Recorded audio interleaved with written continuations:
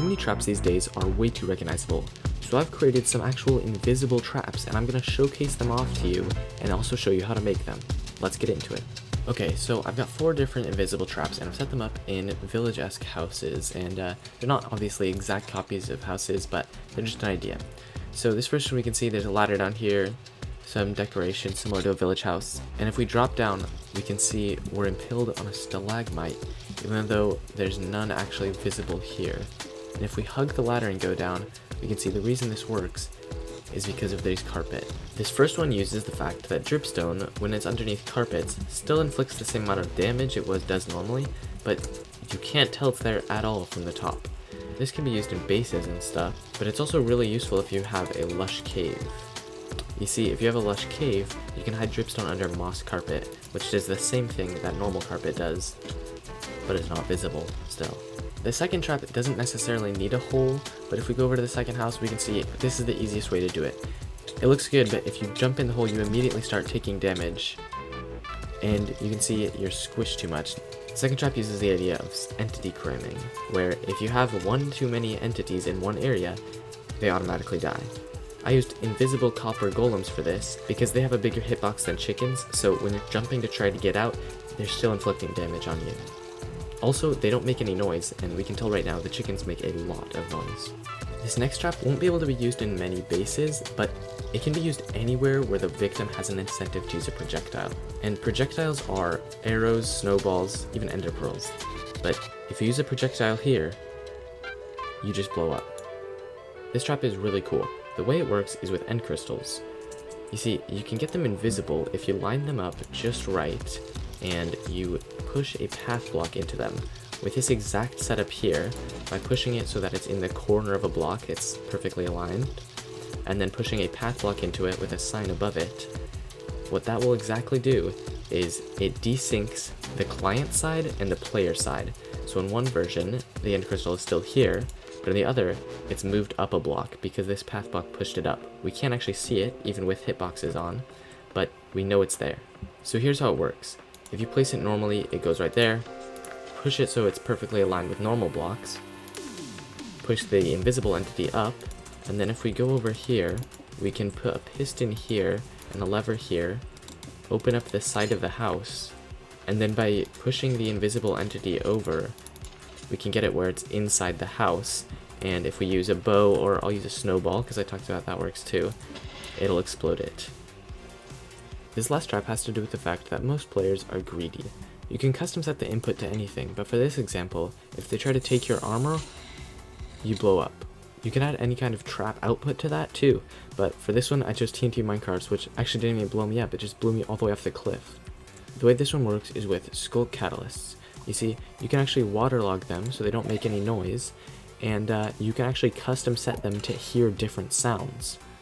Once they hear different sounds, you can add them to any output, which is what I used here to blow the player up.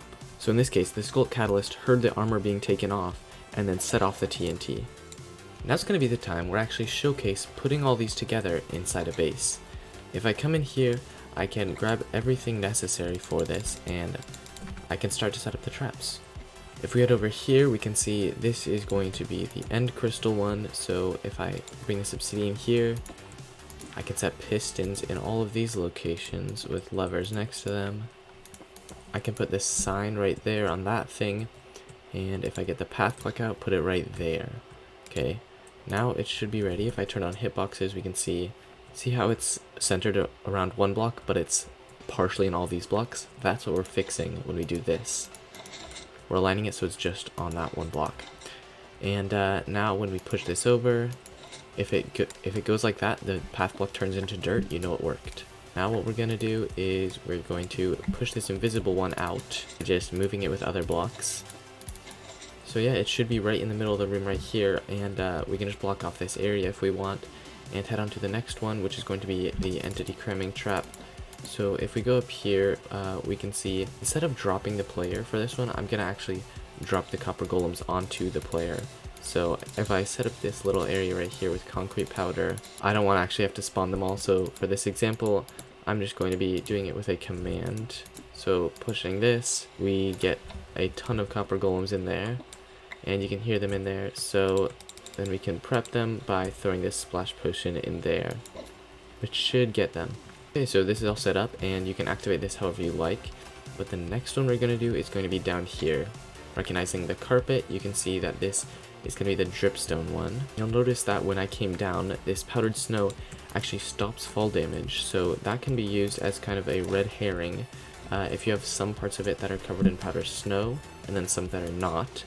And the way we prevent them from landing on the powdered snow is by going up here, and we can see this dispenser has a water bucket in it, and if we place this skulk sensor next to it, then whenever it hears noise, it will. I'll do this for an example. Spill the water out, hitting the observers, and then hitting these regular pistons, which will move this wall out so that the only way down lands on the dripstone. Moving on to the last trap over here, we can see this is in kind of a vault area, so we're going to be using this as the TNT one with these.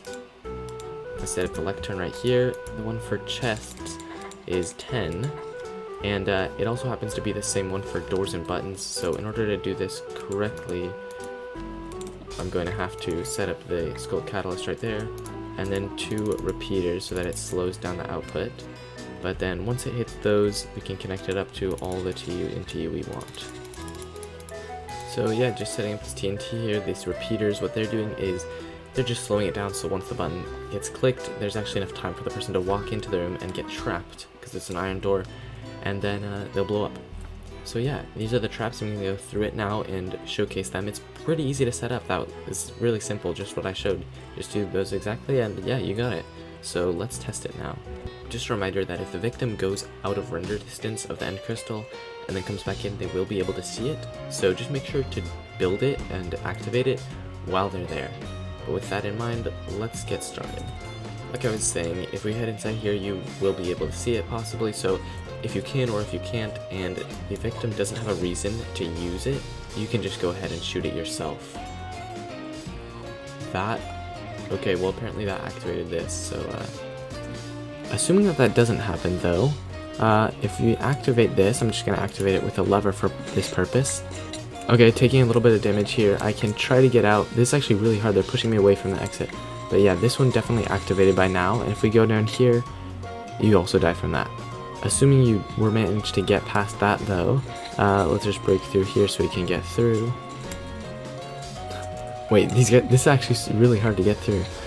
Okay, but if you do manage to squeeze past all these guys, and let's imagine you go down here with just by block clutching or something like that, you can make it over to this final room where you realize there's nothing in the chest and you're not trapped inside.